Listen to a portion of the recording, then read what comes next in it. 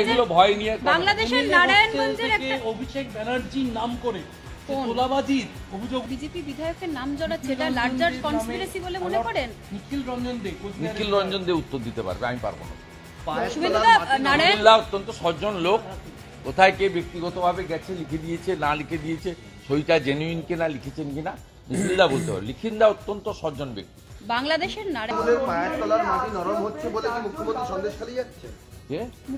কোনো লাভ হইব না। গত লোকসভা নির্বাচনে সন্দেশখালী থেকে আমরা ৭,০০০ ভোটে এগিয়ে দিয়েছি।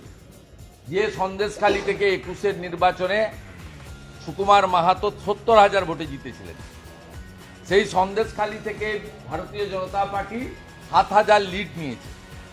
বসিরহাট আসন আমরা জিততে পারিনি, তার কারণ মুসলমান ভোট সেখানে প্রায় ৬০%-এর কাছাকাছি বসিরহাট লোকসভায়, কিন্তু সন্দেশখালী আমরা জিতেছি ৭,০০০-এ।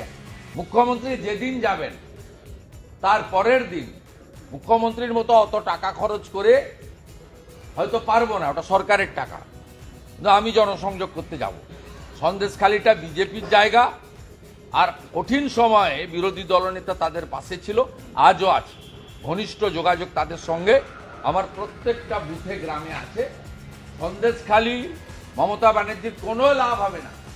আপনি যদি সেখানকার হিন্দু পরিবারগুলোকে, জনজাতি পরিবারগুলোকে ১ কোটি টাকা করে দেন, অভাব আছে নিয়ে নিতে পারে, সরকারি টাকা আপনি অ্যাকাউন্ট ট্রান্সফার করে দিতে পারেন।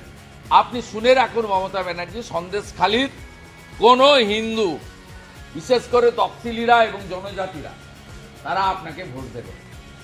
আপনাকে ভোট দেবে পিঠা তৈরি করা শেখ শাহজাহান এবং তার কোম্পানি। আমরা ৭,০০০ ভোটে এগিয়ে আছি, আগামী দিনে আরো বেশি ভোটে আমরা জিতব। এবং যে মামলা চলছে হাইকোর্টে রেখা পাত্রের, তাতে রেখা পাত্রের এমপি হওয়া শুধু সময়ের অপেক্ষা।